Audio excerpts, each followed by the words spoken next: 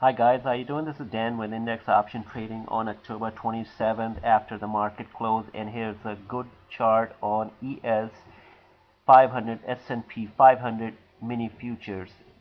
And this is a 5-day 5-minute chart, and if you look at it, as happened on Monday, we dropped here rather drastically, and since then we have not recovered. We have been trading here on Tuesday all along with a little drop here, low of 1057, and then we stabilize here and we're going sideways here at a support level of 106261, and that's what the trade and the futures are trading right now after hours.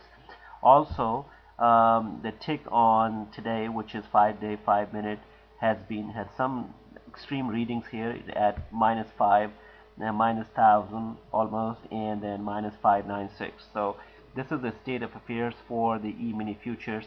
Let's go back and take a look at our regular chart, SPX 500, and here's the chart, which is the year to date. And if you look at it here, I've drawn these ovals here, and you can see what is happening here. All these ovals are very significant in the long-term rising trend line that we have been riding since March. And if you look at it closely, SPX has gone up here to 1100 and then has dropped below this long-term rising trend line that was started in October of 2007 and is now at 1063. But on the trend line, long-term trend line that we have drawn from March lows, it is hitting on it, and there is a 50-day moving average buried underneath that trend line that you may not be able to see, and is hitting that right now. And if you look at the stochastic at the same time, it's getting oversold readings here. So the market is getting oversold, is correcting itself in the 5 to 6 last sessions, and it's bouncing off. Unless it bounces off here from the 50-day moving average, we wouldn't know. But if that doesn't happen and it drops below 1050 and pierces this 50-day moving average and this trend line, then we could have a change in trend. So far, so good. We have not done that. We have to remain and see what the market action would be. There are a lot of fundamental conditions which are driving this market. Today, the consumer sentiment index came in rather low. Consumer confidence is rather low, and so on. And a couple other things. The stock earnings didn't come out here too good. So this is what SPX is doing. Let's just go quickly and take a look at our favorite index, which is RUT. And RUT is in a slightly different state of affairs. This is a long-term rising trend line from March lows, and as you can see, it has managed and pierced through this trend line. It was unable to go above that long-term trend line driven from the October 2007 highs, 620. It never managed to pierce through it, the broad market, and then it has started sliding down successively in the last 5 or 6 sessions, and now it is closed 2 days in a row, which is a trend line pierce. Technically, this is a trend change, and then it has also managed to close below the 50-day moving average and this trend line. So it remains to be seen. It is another day. If it bounces off from here, then it may not be so. The stochastic is very oversold at this point. The market is getting oversold here, hitting the 50-day moving average. It's a typical scenario which has happened on October 28th, and also that has happened here in July 13th. So could this be the same repeat, or could this be a trend change? Unless the market bounces off from here, we will not be able to confirm that answer.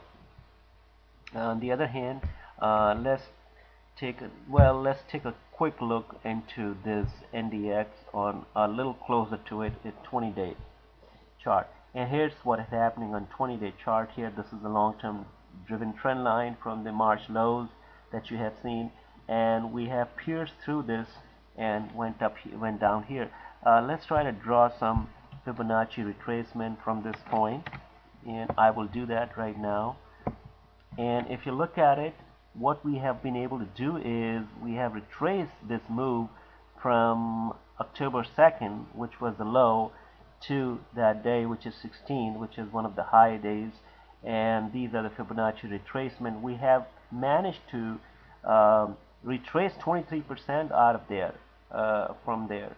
So it's almost getting 100% here. It just depends to be seen if there's any bounce that is going to come here. I'm going to eliminate this here so that you can see the chart again. And this is what concerns me a lot. By the way, today Investors Business Daily has changed its market outlook to market in correction. What they have based on it, I'm not sure whether they are technical reasons or fundamental reasons, but here's the technical reason that the broader market is now at 586 and is also very oversold. Now, that condition also can imply that it can bounce from here and just go back up to 6 or 7. If we get back up to 6 or 7, we're fine. We're doing good, and the market will continue chopping upwards. But if we don't get back above this trend line, then yeah, there is a shift in the market and also a change in trend. Let's just take a quick look at our SPY. And SPY 20-day 30-minute chart has managed to stay above this long-term trend line. It's still at 106. The volume, well, let's just take a look at the year-to-date and see the volume came in at 252 million, which is a little slightly higher than yesterday. And there was some professional grade selling also. It's also getting very overbought, oversold at 25 readings here on the stochastics, and is still managing to hold above the trend line, which is a very good sign. And I wouldn't call this as a trend changer or market completely in correction as long as it stays above this trend line and the 50-day moving average, which is buried underneath it. Another quick look at IWM, which is the ETF for RUT. It has three very big red selling, volume sellings here. There has been a lot of selling in this index. Poor index has suffered a lot.